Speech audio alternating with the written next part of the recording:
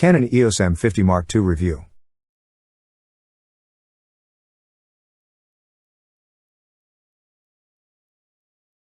While it is a feature-packed camera, the Canon EOS M50 Mark II is only a very minor upgrade to the first EOS M50 camera.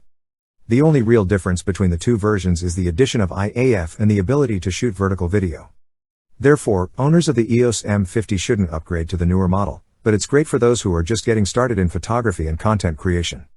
It's a feature-rich camera, but many of the same specs are available on the original EOS M50, with a few added benefits. There is no physical difference between the M50 Mark II and its predecessor. What's new is all software-based, which will be a great asset for up-and-coming content creators. You can also shoot vertical videos for social media platforms using Untitled Autofocus for both still pictures and video. A new video recording button is available on the M50 Mark II's touchscreen, as is a movie self-timer, which gives you between 2 and 10 seconds to prepare yourself before recording begins. Those with over 1,000 YouTube subscribers will also be able to wirelessly live stream to YouTube using the M52. In spite of the M52's video prowess, it suffers from the same heavy 1.5x crop for 4K video as its predecessor, and it uses a phase detect autofocus system that may not keep up if you're recording fast-moving subjects. Its IAF isn't as fast as, say, the Canon EOS R6, but it's quite reliable for a camera that's marketed as an entry-level model and works well for stills and 1080p videos. It's hit and miss when it comes to 4K video. When it comes to still photography, the M52 performs the same as the older M50. It produces good results, offers a respectable burst speed of 10 frames per second, and has a good dynamic range and decent noise performance. The Mark II is not recommended if you already own the EOS M50 and are a photographer, but for videographers, specifically content creators, who don't need fancy specs, this is a good option. Canon initially announced the EOS M50 Mark II back in October 2020, but it was only for select markets, including the US and India. As of March 2021, the mid-range mirrorless camera is now available globally as a body-only package or as a kit.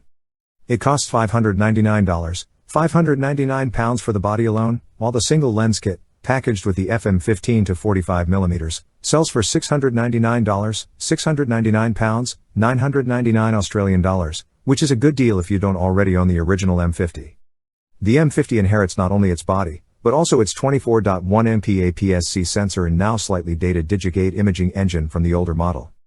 So you'll still get ISO sensitivity ranges of 100 to 25,600, extendable to 51,200, and a maximum burst speed of 10 fps. The Mark II model's autofocus points remain the same at 143, but it receives some software updates giving it a slight advantage over the M50. Both stills and videos can now have eye detection and tracking, and it works quite well thanks to Canon's dual pixel sensor, which uses phase detection autofocus.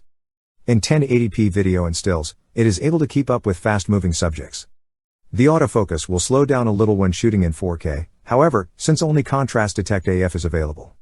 As for 4K recording, the M52 features the same specs as its predecessor, with 3840 by 2160 resolution video recording at 25 fps and 4K time-lapse recording with stills available.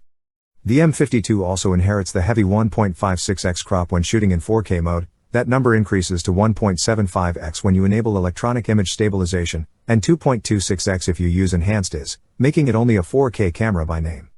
Canon has added vertical video recording capabilities to the M52 in order to appeal to content creators. It is favored by social media platforms like Instagram and TikTok, and makes it easy for creators to upload to their preferred sites. Additionally, it has the ability to stream directly to YouTube, though there are caveats that Google places for live streaming that you must fulfill before you can do so. Besides a virtual recording button on the touchscreen, the M52 also comes with a handy movie self-timer. With this last feature, you have between 2 and 10 seconds to get yourself in front of the lens before the camera starts recording. The same well-built body makes for a great traveling companion, thanks to its small, compact form factor. It's even smaller than some Micro Four Thirds cameras. This also means you don't get a very deep grip, but it's enough to ensure that you don't drop the camera. You'll get the same 2.36 million viewfinder, 1.04 million fully articulating touchscreen, and one dial control layout as before. On the touchscreen, you can tap and drag to focus, or use the rear buttons. The camera's plasticky look doesn't fool you, it has a sturdy build and doesn't feel fragile in the hand. As the first Canon camera with a Digigate imaging engine in 2018, the Canon EOS M50 Mark II inherits the same processor, even though it is 3 years old. In single AF mode, the M50 Mark II can shoot at up to 10 fps. In continuous AF mode, the rate slows a bit to 7.4 fps. Despite the battery's 305 shots, more than the M50's 235 shots, you can get more out of it. In our testing, which we did while on a trip to Tasmania, we got 375 images from one charge. It may not match the performance of the EOS R5 or R6, but it holds its own, tracking the subject well and locking onto it. While it does struggle with fast-moving objects, Canon's dual-pixel AF does a good job here. When shooting 4K video, contrast detect AF is slow, and it struggles to find the subject. Despite that, the camera is good for most situations, particularly vlogging. Its 1080p performance, however, is great.